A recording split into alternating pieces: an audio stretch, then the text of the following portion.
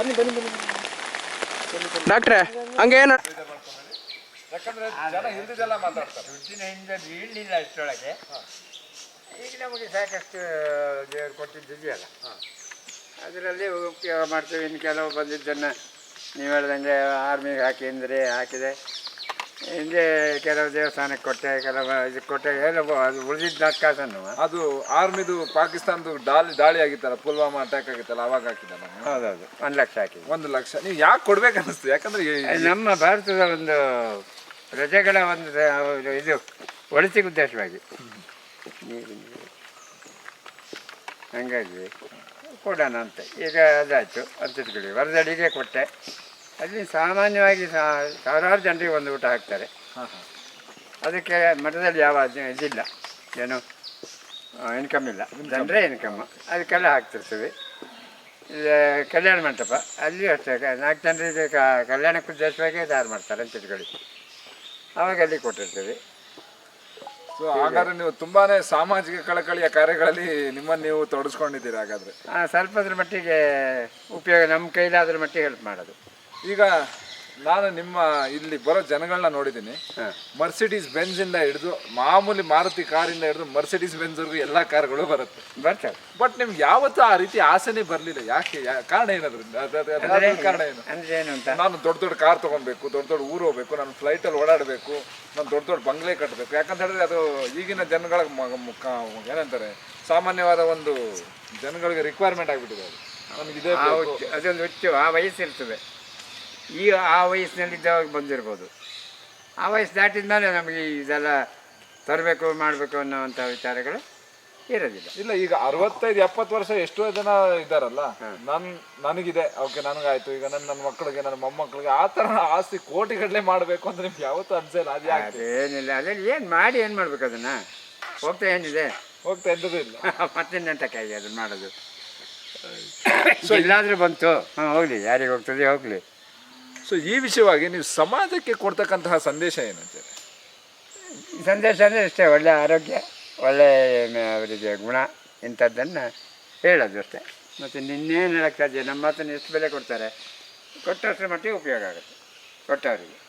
ಇಲ್ಲಿಂದ ಮೆಡಿಸಿನ್ ತೊಗೊಂಡೋಗಿ ಗುಣ ಆಗಿ ನಿಮಗೆ, ಯಾಕಂದರೆ ನಾವು ನೋಡ್ದಂಗೆ ಇಲ್ಲಿ ಗೌರ್ಮೆಂಟ್ ಎಂಪ್ಲಾಯ್ಗಳಿಂದ ಹಿಡಿದು, ಗೌರ್ಮೆಂಟ್ ಆಫೀಸರ್ಗಳಿಂದ ಹಿಡಿದು IAS ಆಫೀಸರ್ಗಳು ಕೂಡ ಬರ್ತಾರೆ. ಹೌದು, ನಿಮ್ಮ ಹತ್ರ ಬರ್ತಾರೆ, ಔಷಧಿ ತಗೊಂಡು ಹೋಗ್ತಾರೆ.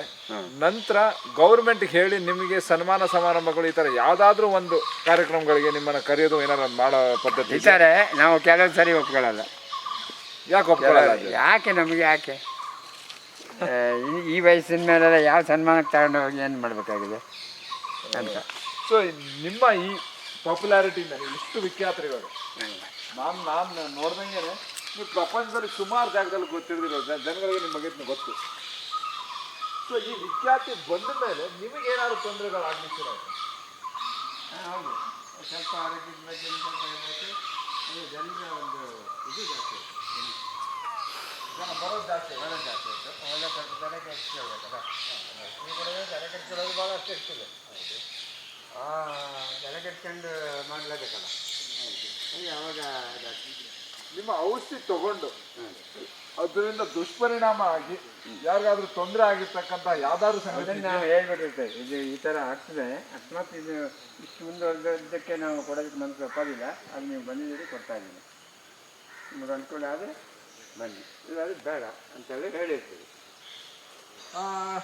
ಡಾಕ್ಟ್ರೆ, ಈಗ ನಿಮ್ಮಲ್ಲೇ ನಾನೊಮ್ಮೆ ಬಂದಾಗ 3 ತಿಂಗಳ ಮಗುಗೆ 4ನೇ ಸ್ಟೇಜ್ ಬ್ಲಡ್ ಕ್ಯಾನ್ಸರ್.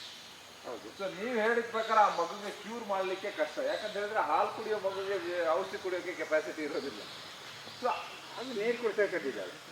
ಸೊ ಹಾಗಾದ್ರೆ ಆ ಮಗುಗೂ ಔಷಧಿ ಕೊಟ್ಟು ಆ ಮಗುನು ಕೂಡ ಬಡಿಸ್ಬೋದು ಅಂತೀರಾ? ಕುಡಿಸ್ಬೋದು. ಅದು ನೀರು ಕುಡಿತಾರಲ್ಲ, ನೀರು ಕುಡಿಸ್ಬೋದಲ್ಲ. ಸೊ ಹಾಗಾದ್ರೆ ನೀವು ಒಬ್ಬ ವ್ಯಕ್ತಿಗೆ ಯಾವುದೋ ಒಂದು ಕಾಯಿಲೆ ಇದೆ, ಯಾವುದೋ ಒಂದು ತೊಂದರೆ ಇದೆ ಅಂತ ಆದರೆ ಇವನಿಗೆ ಔಷಧಿ ಕೊಟ್ಟರು ಕೂಡ ಏನೂ ಆಗಲ್ಲ ಅನ್ನೋ ಒಂದು ಕನ್ಕ್ಲೂಷನ್ ನೀವು ಯಾವಾಗ ಬರ್ತೀವಿ? ಲೈಟಿಂಗ್ಸ್ ಆಗ್ತಾಯಿಲ್ಲ, ಬರೀ ಅರ್ಧ ಕಡಿಮೆ. ಅದು ಹೇಗೆ?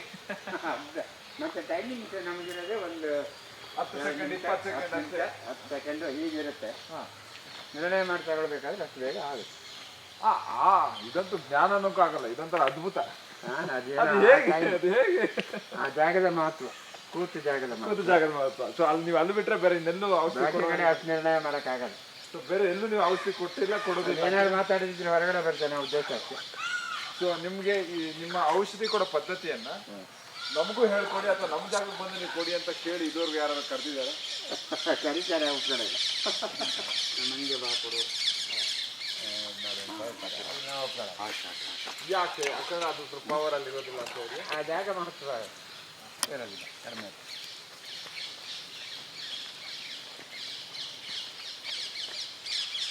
ಸೊ ನಿಮಗೆ, ನೀವು ರೈತರು, ಮೂಲ ರೈತರು ನೀವು, ಡಾಕ್ಟ್ರ್ ಅಲ್ಲ ನೀವು. ನಿಮಗೆ ರೈತಾಪಿ ಜೀವನ ಇಷ್ಟನಾ? ರೈತಾಪಿ ಇದೆಲ್ಲ ಭಾಳ ತಲೆಬಿಸಿ ಮಾಡಬೇಕು. ಈ ತಲೆಬಿಸಿಗಿಂತನೂ ರೈತಾಪಿ ಜೀವನ ಮತ್ತೆ ಏನಿಲ್ಲ. ಅದಕ್ಕೆ ಏನಪ್ಪ ಅಂತಂದರೆ, ಒಂದು ರೈತನಾಗಿ ತನ್ನದು ಒಂದು ಬದುಕು ಒಂದನ್ನೇ ಸಾಧನೆ ಮಾಡ್ತಾ ಇರ್ತಾನೆ. ತಾನು ಬೆಳಿಬೇಕು, ತಾನು ಒಂದು ಬೆಳೆಯಲ್ಲಿ ಉತ್ತಮವಾದ ಬೆಳೆ ತಗೊಂಡು ನೋಡಬೇಕು, ಎಲ್ಲ ಜನ ನಂಬಿಕೊಂಡು ನೋಡಬೇಕು, ಆ ಥರ ಮಾಡಬೇಕು ಅಂತ. ಎರಡನ್ನೂ ಸೇರಿಸ್ಕೊಂಡು ಹೋಗೋದಿದೆಯಲ್ಲ, ಅದು ಭಾಳ ಕಷ್ಟ ಆಗ್ತದೆ. ಎರಡೂ ಸೇರಿಸ್ಕೊಂಡು ಅಂದರೆ, ಒಂದನೇದು ಕೃಷಿ, ಎರಡನೇದು ಈ ಜನರ ಔಷಧಿ. ನೀವು ಯಾರೋ ಇವಾಗ ಒಬ್ಬ ಪೇಷಂಟ್ ಬಂದಿದ್ದಾನೆ, ಅವನ್ನ ನೋಡಿದಿರಿ, ಇವನಿಗೆ ಏನೂ ಮಾಡೋಕ್ಕಾಗಲ್ಲ, ಇವನ ಕತೆ ಮುಗೀತು ಅಂತ ಯಾವತ್ತಾರು ನೀವು ನಿರ್ಣಯ ತೊಗೊಂಡಿದ್ದೀರಾ? ಮಾಡಿದ್ದಿದೆ, ಆ ಥರ ಮಾಡಿದ್ದಿದೆ. ಅದು ನಿರ್ಣಯ ಒಳ್ಳೆಯದಾಗಿದ್ದು ಇದು. ಯಾವ ಕಾರಣಕ್ಕಾಗಿ ನೀವು ಆ ನಿರ್ಣಯಕ್ಕೆ ಬಂದುಬಿಡ್ತೀರಿ? ಹೌದು, ಆ ಟೈಮ್ನಲ್ಲಿ ಅದು ಏನೋ ನಮ್ಮ ಕೈಲಾಗ ಮಾಡೋದಾಗ ಯೋಗ ಬಂದ್ಬಿಟ್ಟಿದ್ದಿದ್ರೆ ಆಗಿಬಿಡ್ಲಿ ಅಂತೇಳಿ ಕೊಟ್ಬಿಡ್ತೀವಿ. ಅದಾಗಿದ್ದಿದ್ಯಾ? ಆಗಿದ್ದು ಇದೆ. ಅವ್ರು ಗುಣ ಆಗ್ತಾರೆ ಅಂತ ಕೊಟ್ಟಿದ್ದಲ್ಲ. ಹಾಂ, ಅವ್ರು ಗುಣ ಆಗ್ತಾರೆ, ಗುಣ ಮಾಡಬೇಕು ಅಂತ ಕೊಟ್ಟಿದ್ದಲ್ಲ. ನಮ್ಮ ಕೈಯಲ್ಲಿ ಏನಾದರೂ ಒಳ್ಳೆದಾಗ ಯೋಗ ಇದ್ದುಬಿಟ್ಟಿದ್ದಿದ್ರೆ ಅವನಿಗೆ ಆಗಿಬಿಡ್ಲಿ ಅಂತೇಳಿ ಕೊಟ್ಬಿಡ್ತೀವಿ. ಜನ ನಿಮ್ಮನ್ನು ಎಷ್ಟೋ ಹೊಗಳ್ತಾರೆ, ಆ ಹೊಗಳಿಕಿನ್ನ ಕೇಳಿ ನಿಮ್ಗೆ ಏನು ಅನ್ಸುತ್ತೆ? ನಾ ತಲೆ ಬಿಸಿ ಮಾಡ್ಕೊಳ್ಳೋದೇ ಇಲ್ಲ. ಹೊಗಳಿಕೆಯರಿ ಹೊಗಳೋದೇ ಕೆಲಸ. ನಾವು ಹೊಗಳಿಸ್ಕೊಂಡು ಸುಮ್ಮನೆ ಇರೋದೇ ಒಳ್ಳೆಯದು. ಹೆಚ್ಚಿನದಾಗಿ ಇದು ಮಾಡೋದಿಲ್ಲ. ಯಾವುದೇ ಹೆಚ್ಚಿಗೆ ತಲೆ ಬಿಸಿ ತಗೊಳ್ಳೋದಿಲ್ಲ. ನಾನು ತಗೊಂಡ್ರೆ ನಾವು ಕೆಟ್ಟೋಗ್ಬಿಡ್ತೀವಿ. ಅದೇ ಕೊರಿತಾ ಇರ್ತದೆ. ಇಲ್ಲ ಅವನೇನೋ ಅಂತ ಹೇಳ್ತಾನೆ, ನಾವು ಅದಕ್ಕೆ ಏನೋ ಉತ್ತರ ಆನ್ಸರ್ ಮಾಡಬೇಕು, ಅದಕ್ಕಿಂತ ಮಾತಾಡೋದಿಲ್ಲ, ಸುಮ್ಮನೆ. ನಿಮಗೆ ಯಾವತ್ತಾದರೂ ಬೇಜಾರಾಗಿ ಸಾಕ ಈ ಔಷಧಿ ಕೊಡೋ ಪದ್ಧತಿ ನಿಲ್ಲಿಸ್ಬಿಡ್ತೀನಿ, ನಾನು ನಿನ್ನ ಕೊಡಲ್ಲ ಅಂತ ಯಾವ ಥರ ನಿರ್ಣಯ ತಗೊಂಡಿದ್ದೀರಾ? ಆಗಿತ್ತು. ಒಂದು ಹಿಂದೆ ಇದು ಗ್ರೀನ್ ಟ್ರಿಬ್ಯುನಲಿಗೆ ಹಾಕಿದ್ರಲ್ಲ, ಆ ಸಂದರ್ಭದಲ್ಲಿ ನಮಗೆ ಯಾಕೆ ಬೇಕು? ನಮ್ಮ ಮಕ್ಕಳ ಮರಿ ಎಲ್ಲ ದಾರಿಪಾಲು ಮಾಡಿ ಹೋಗ್ಬೇಕಲ್ಲ ನಾವು. ಏನಾದರೂ ಗೌರ್ಮೆಂಟ್ ನಮಗೆ ಇದು ಏನು ಟ್ರಿಬ್ಯುನಲ್ ನಮಗೆ ಅಗ್ನಿಸ್ಟ್ ಆದರೆ ನಾವು ನಮ್ಮ ಆಸ್ತಿ ಮನೆಗಳೆಲ್ಲ ಮಾರಾಟ ಹೋಗ್ತದೆಯಲ್ಲ ಅನ್ನೋದೊಂದು ಬಂದಿತ್ತು. ಅಷ್ಟರ ಮೇಲೆ ಟ್ರಿಬ್ಯುನಲ್ ಮುಗಿದ್ರ ಮೇಲೆ ಅದೆಲ್ಲ ಏನು ಯೋಚನೆ ಮಾಡಿಲ್ಲ. ಈಗ ಮತ್ತೆ ಸಾಮಾಜಿಕ ಸೇವೆಗೋಸ್ಕರ ನನ್ನಿಂದ ಆಗ ಕೆಲಸ ಆಗ್ಬಿಡ್ಲಿ ಅಂತ. ಯಾರ್ಯಾರ ಕೈನಲ್ಲಿ ದೇವ್ರು ಏನು ಇಟ್ಟಿದ್ದಾನೆ ಯಾರಿಗೆ ಗೊತ್ತು. ಹಂಗಾಗಿ ಆಗ ಕೆಲಸ ಯಾವ್ದಾರು ಇದ್ದರೆ ಆಗ್ಬಿಡ್ಲಿ. ಇಷ್ಟು ಲಕ್ಷ ಜನಗಳಿಗೆ ನೀವು ಟ್ರೀಟ್ಮೆಂಟ್ ಕೊಟ್ಟಿದ್ದೀರಿ, ಯಾವತ್ತಾರು ಯಾರ ಮೇಲಾದ್ರೂ ಕೋಪ ಮಾಡ್ಕೊಂಡಿದ್ದೀವಿ? ಇದ್ದೀವಿ, ಇಲ್ಲ ಅಂತಲ್ಲ. ಕೋಪ ಇಲ್ಲದೆ ಹೋಗ್ಬಿಟ್ರೆ ಸನ್ಯಾಸ ಆಗ್ಬಿಡ್ತಾನೆ ನಾವು. ಸನ್ಯಾಸಿಗೂ ಸಿಟ್ಟು ಬರ್ತದೆ. ಜನ ನೀವು ಕೋಪ ಆಗೋ ಉದ್ದೇಶ? ಆ ಗುರುಗಳ ಆಶೀರ್ವಾದನೇ ಅದು. ಸಿಟ್ಟನ್ನು ತ್ಯಜಿಸಿದ ಮೇಲೆ ಆ ಶಕ್ತಿ ಬರೋದು. ಗುರುಗಳ ಆಶೀರ್ವಾದ, ಗುರುಗಳ ಸಿದ್ಧಿಯನ್ನು ಯಾರು ಬೇಕಾದ್ರೂ ಪಡ್ಕೊಬೋದು. ಯಾರು ಅವ್ರನ್ನ ನಂಬಿ ಹೋದವರಿಗೆ ಏನು ಇಲ್ಲ ಅಂತ ಹೇಳೋದೇ ಇಲ್ಲ. ಗುರುಗಳು ಏನು ಅದು ಜನ ಗೊತ್ತಾಗೋದು ಹೇಗೆ? ಗುರುಗಳು ನಮಗೆ ಒಲ್ದಿದ್ದಾರೆ ಅನ್ನೋದು ಗೊತ್ತಾಗ ಹೆಂಗೆ ಗೊತ್ತಾಗ್ತದೆ? ಗೊತ್ತಾಗಲ್ಲ. ಅದು ಮಾಡಿ ನೋಡಿದ್ರೆ ಮಾತ್ರ ಗೊತ್ತಾಗ್ತದೆ. ಹೌದಾ?